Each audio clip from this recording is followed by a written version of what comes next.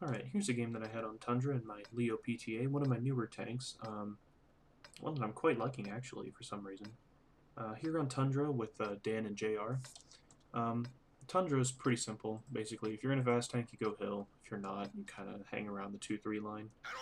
Maybe this corner. I'm not a huge fan of going one line, although I think that's somewhat important. Leo PTA is... Okay, sorry. I keep thinking Leo PTA. Lorr 40t. Good things. It's pretty fast in a straight line. Good base pen. Don't really need to fire APCR that much. And quite nice with the reload, actually. The full clip. It's only about 38 seconds, I think, which could be a little better, but it's not too bad. It's basically a buffed 5100.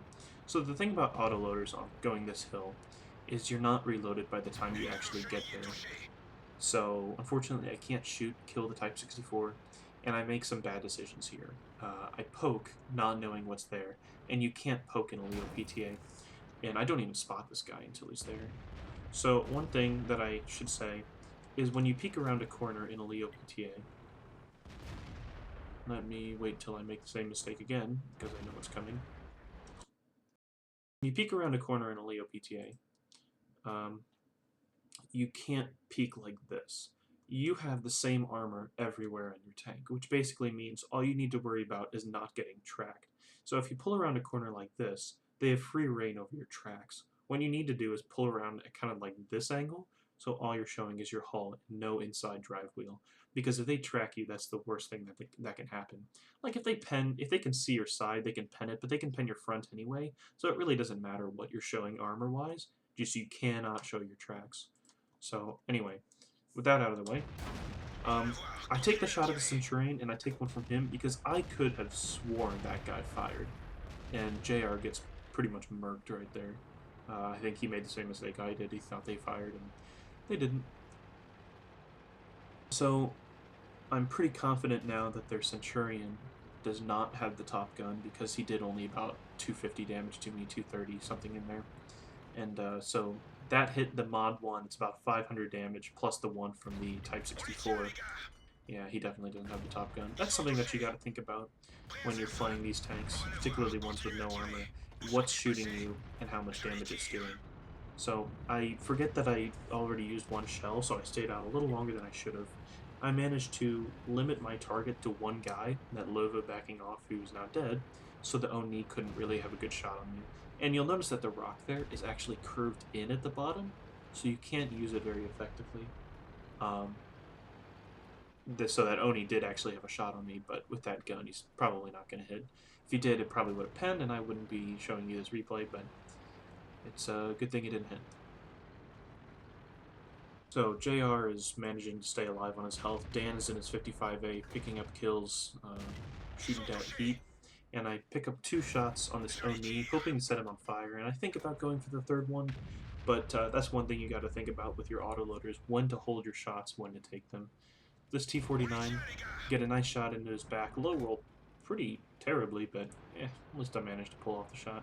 I don't really want to go any closer to that because the Type 64's proxy lighting thing is up there.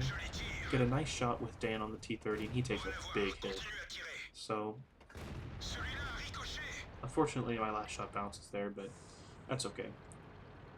Tell the team I'm reloading, and, well, tell my teammates anyway. And unfortunately, we're really not on that much health, and we're losing the game pretty handily. They've obviously won the one line, and you can see where my teammates were from the little green dots on the minimap where they died. One of the looks like they were falling back as the enemy team was pushing, but they couldn't fall back hard enough or fast enough. We do kind of have the hill won, but we're still far from winning this game. This is not looking so good. I go for one shot in the sorry chin, but I don't hit, and I decide not to take the other one. Dan's about to kill the 55A. JR is seeing just how inaccurate the 1390 gun is. And I see that their Jagdtiger's full health. Their Carnarvon still has about 1,000. That's really bad for us. And unfortunately, this happens a lot. This bridge is just in the way a lot. Thing about going for a shot on the T-29 turret, if he's turned even a little bit, I can pen his cheek, but hitting it is going to be the problem with this gun. This gun, with its accuracy, is a bit strange. say the least. This RHM is actually going to be alive for a long time still, and I can't really do much about him. T-49 spots me, and this is interesting. There's a little hill right here, and he actually, the T-49 did not see JR over here, which is kind of interesting. So he is still safe for now. I mean, he was last spotted on the hill, so it's not really like that mysterious where he is. But it's kind of nice that we still have that ambiguity.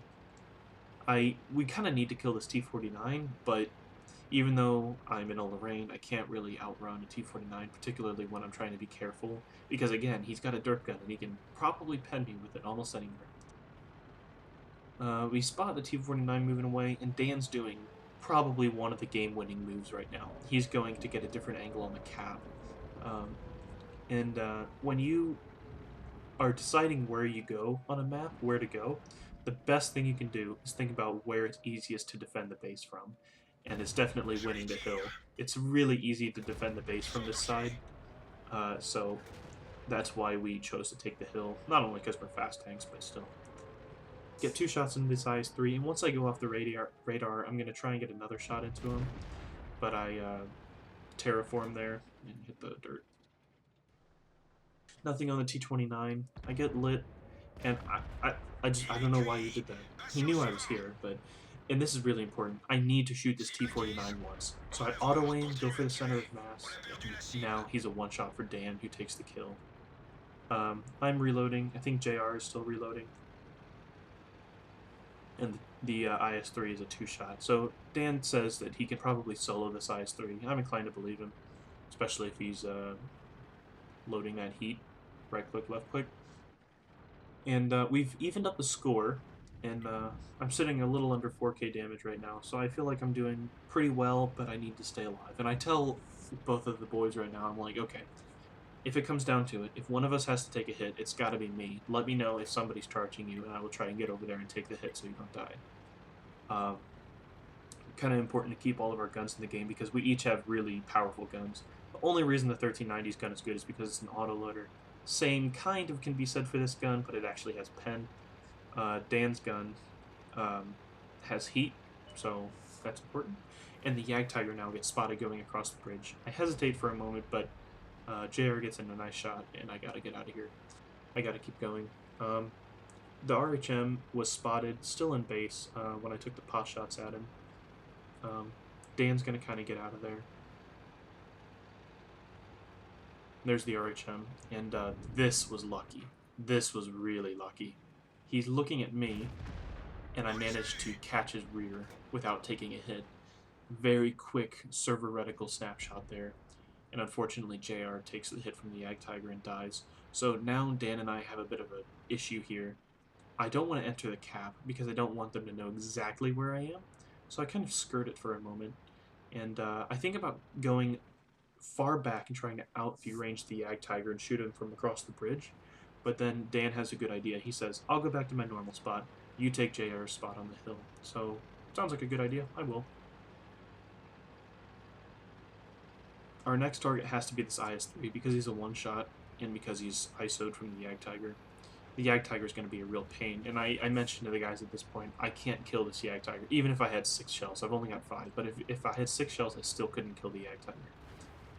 So we need to play this together. We need to both stay alive here to finish off this Jagdtiger, because it would be super awkward if I was going to go kill that Jagdtiger and I didn't have Dan to put at least one shot into him and I couldn't finish him off. So the base goes off and I say, okay, I'll go spot it, but Dan spots the IS-3 from there. And I'm going to go up here, use this small bush together with the IS-3's god-awful view range and try and work him down. I get lit, unfortunately, and I believe it's actually the Jagdtiger that lights me, although I don't light him. Perhaps he can only see my front, my turret was still behind the rock. I can't really do anything from here. So I'm going to get off the hill, and I'm going to go down one of these many lanes. If you can see on the mini-map, there's like 2 main routes into cap from this side. You can also go up here, you can do what Dan's doing and go back around, but I'm going to go the one that's right in front of me. I think that this one's pretty good enough, and the cap is about halfway, so we still have plenty of time. I kind of go up here and just try and spot the IS-3 and get enough gun depression. So moving up, moving up, don't really see anything, but I do find the Yag Tiger, and he finds me, so I can't really do a whole lot here. If I have to take an IS-3 hit, that's okay. I still have plenty of health to take that hit, and possibly one from the Yag Tiger. I believe I can, although that's not ideal. I want to do this as surgically as possible so I have enough resources at the end. Dan makes an excellent kill there on the IS-3. I try and shoot through something, but it turns out the thing was a rock, and you can't shoot through those. So I decide to load into the APCR just to be sure, and Dan is going to stay there and try and get the Yag Tiger's attention. I'm going to flank the Yag Tiger, and one thing that's really important right now, I do not want to get spotted going around. That would be, like, super bad. Although we'd still have him in a pincer, it's never a good idea to have the enemy know what you're doing. The art of war. The key to warfare is deception, or something like that. But, so I think about going up here, and then it's not really going to give me good shots, plus the RHM that I kill is kind of in the only good position. Anything beyond that, I probably wouldn't get gun depression. So Dan spots him and gets his attention. This is really, really crucial to have his attention diverted. At this point, I actually have the more important gun in the game, and Dan's basically telling me, I'll distract him, you go around and kill him. So, going past this Oni that I put a few shells into earlier, somebody in chat says his back was to you, and I'm actually okay with that because I can still take a hit. So Dan gets himself spotted one more time, Yag Tiger fires, and from here, this is game over. There's nothing this guy can do. I make sure to keep him tracked. This was important. And from here, in addition to the fire, I just let him burn to death. And that's the game. So I think Dan played a really important role in this game, and JR in the beginning doing that early damage to the light tanks. Taking a bunch, but sometimes it happens. Lorr 40t was probably the best tank I could have had in this situation. The spot damage, the autoloader potential was really important with the Yag Tiger, obviously, but also with tanks like the T-29 in base, the IS-3, putting those 1 or 2 shells into them 3 seconds apart at a time was crucial, I think. Couldn't really have done that without them. I don't know if I have battle reports for this game, but if not, I will see you on the next game. Thanks.